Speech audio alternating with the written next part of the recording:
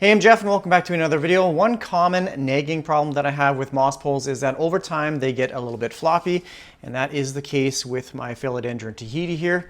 This thing is ready to just collapse. So I spent many coffee-filled sleepless nights coming up with a design to fix this problem. And after an hour of printing, I came up with this right here. I have shown this in other videos. This is my moss pole stand. It is fitted for this pot right here. So I do have now two sizes. This is a 4-inch pot. This is a 6-inch.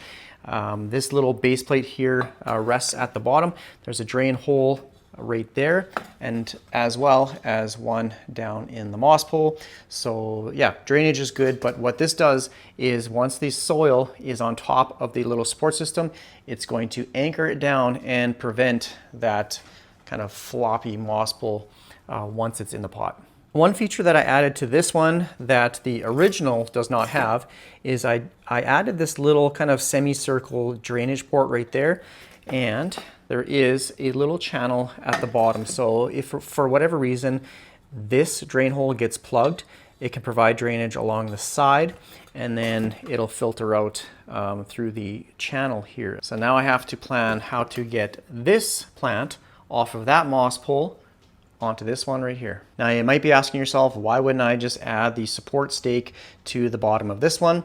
As you can see, the pretty much like 2/3 of the entire plant is leafless. It's had problems with yellowing leaves as well as thrips. So I have been cutting it back. Now I kind of want to just do a fresh restart. So what I'm going to do is probably cut it somewhere along here. I will take the top piece and place it on this moss pole, and then I can restart that process. The easy route would just be to place the support on the bottom of this, let it continue to grow, and then at some point I can add an extension piece. But I find this plant is actually quite a slow grower, and this whole section has probably taken a couple years. So this one's not a fast grower, at least for me. So I'm going to do a kind of like a fresh restart, and then I can propagate these nodes as well. The first thing I'm gonna do is get rid of this yellow lower leaf. So I'm just gonna take my pruning shears and chop it off. Ooh. Like that. Now I'm left with these kind of two healthier leaves. I also did try and add a support bamboo stake in here as well, so I just kind of piled it into the bottom. This thing is just, like, I'm surprised it hasn't completely fallen out. But look at all these nice juicy roots in there. So if I chop somewhere up in here, it's gonna have a nice root system. I'll just put it on the moss pole in a smaller pot. Where is it? This one. And then I'll just kind of restart it and let it grow, and then hopefully we'll get larger leaves and longer stems, and it'll just be a healthier plant overall. Before I start chopping up the stem, I actually want to take it out of the pot, see what the root system looks like, and just kind of the overall condition of the plant. So I'm just going to pull it out, set that aside like that. So it's got a nice, decent root system. I don't think the moss pole is all the way, yeah, it's not all the way to the bottom, so that's definitely one issue. I'm just gonna loosen up all this soil here. I can definitely reuse it because there is no rot, there's no rotting portions. That is problem number one. It's only like maybe a few inches into the soil. Typically what I like to do is place the moss pole all the way at the bottom. That way there's just more moss pole to be supported by the soil once it becomes a little bit more compact. So I'm just going to loosen up as much as I can, and then I will chop up. Oh, that's what I did. It was in a smaller pot. It was root bound. I placed it in the larger pot and just stuffed some soil around it. So there's like one kind of chunky root ball right here. This is actually quite interesting because whenever I have a root bound plant, I typically don't like unravel the roots or anything like that. So you can see how the roots have just kind of gone off on their own, and yeah, kind of filled out those extra little gaps. So, but still encircling. So yeah, it's interesting. Maybe there is some need to just maybe loosen up the bottom portion, but because you can see a definite like the size of the pot from the previous pot. So maybe I'll start loosening it up a little bit. Anyways, I'm gonna save this soil. And what I'm gonna do now is take my utility knife and cut the stem. I had this knife sitting in water last night, so I'm just gonna spray it off with some alcohol here, clean it up as best as I can. I don't get too worried about this stuff. Like, I know you're supposed to clean it and keep it nice and sanitary, but I typically just go with it. So anyways, I'm just gonna hold this right here and I'm just going to saw away at this node just like that. So now all I have to do is get the top piece out, which, as you can see, it has roots growing all the way down, so it's not going to be the easiest. So I'm just going to see if I can take this apart. I might have to just break this moss pole, but yeah, sometimes these clips are a little bit harder to open up and sometimes they break off. But otherwise, if you're delicate enough, then you can reuse the moss pole. So okay, well, that pretty much rotted, so there's my support system right there. Just take that out. Now, I made the cut right around this line, but what I'm going to do is maybe go a little bit lower like this and just cut it and see if I can pull this through. But it really doesn't have much roots, so a little concerning, but I have complete confidence that this will survive. So I'm going to grab the other moss pole, we'll put it on and then fill it up with some moss. First thing I'm going to do is size it up on the moss pole. I've kind of stuck what roots were left inside the moss pole, and I'm just going to use this support tie just to kind of secure it to the back, and then I can add the moss in. You want to make it nice and compact, just because if it is loose moss, then it tends to dry out much quicker. So it's pretty packed in the bottom there. Looks like all the roots are covered. Now it's pretty secure up top here. I'm just going to fill this moss pole pretty much to the top, and then that way when it comes to watering, I can use my little 3D printed watering jugs that just slip on the top. So just packing that down nice and tight. I'll do up the bottom, one of the bottom clips here, if it'll go. There we go, a little just snaps into place. After a little finessing, I had to cut one of the tabs off at the back here just because it kept folding and it was preventing it from being seated completely on the bottom. But here is the finished product. Now all I have to do is place it in the pot, add some soil around it, and that is pretty much done. And I can already tell just how secure this, or how stable this is going to be compared to the previous pot. And I'm just going to reuse the old soil. It does have some sphagnum moss in here, which is fine. I do want, look at a lot of these roots. Okay, I'm going to get rid of these ones here. I do want some moisture retention in this one, just so it can entice those roots to start to grow. I'm just going to hold this right there up top. I want it seated right on the bottom, and I'm just going to pack this down.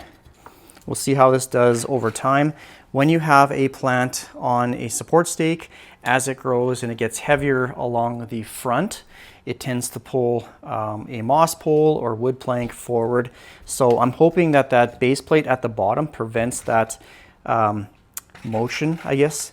And we'll see how it does over time. I may have to, in my designs, make a support bracket that has the moss pole kind of angled slightly towards the back, and that should correct the pulling forward.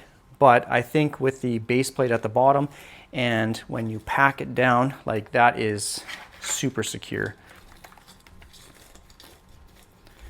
Yeah, that's not going anywhere.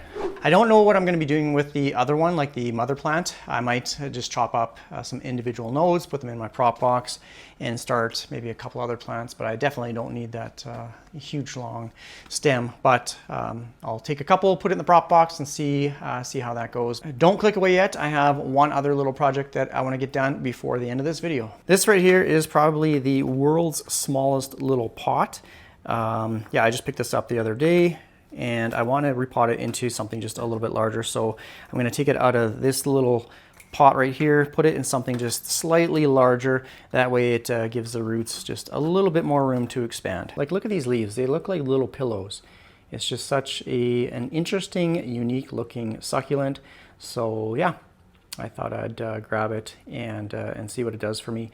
Now, one thing I love about cactus and succulents is when they get flowers.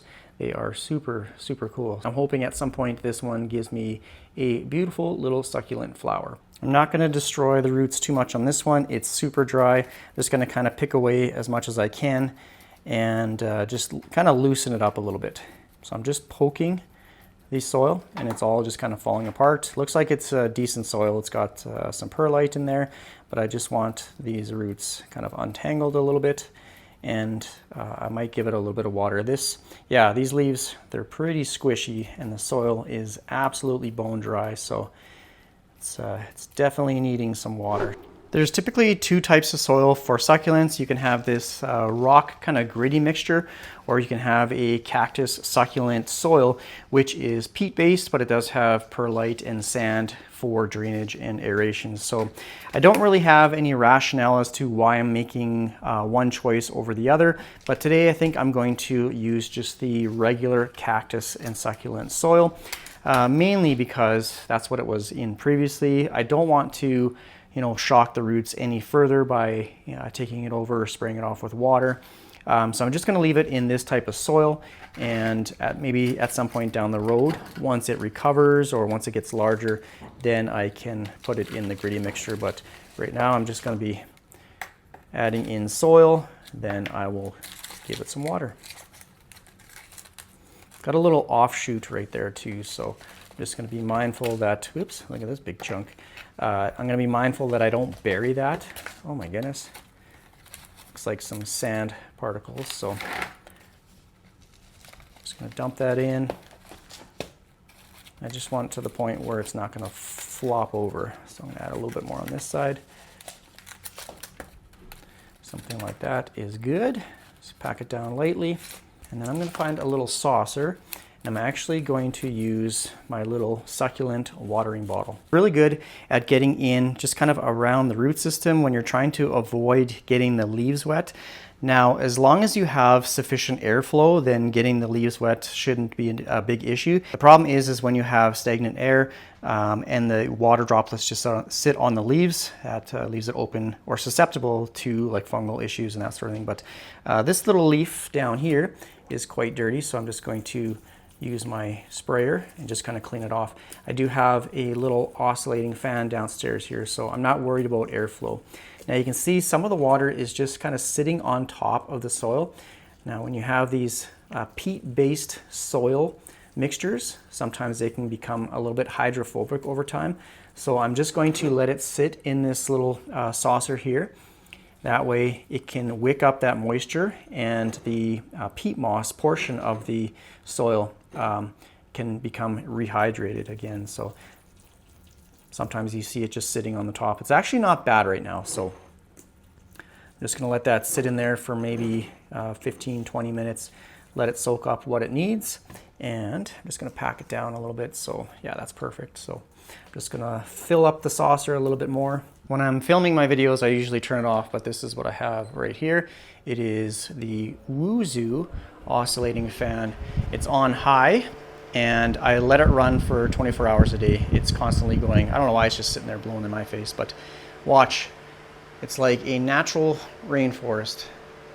Once it reaches way on the other side of the plant wall, you can see all the little leaves just kind of shaking, enjoying the natural breeze indoors. So yeah, I'm just going to let this kind of soak up right here for a little while, and then it's going to be going in my little cactus succulent box right there. So I think that's pretty much it for this video. If you have any comments or questions, please leave it down below in the comment section. Thanks for watching all my videos. Take care, everyone.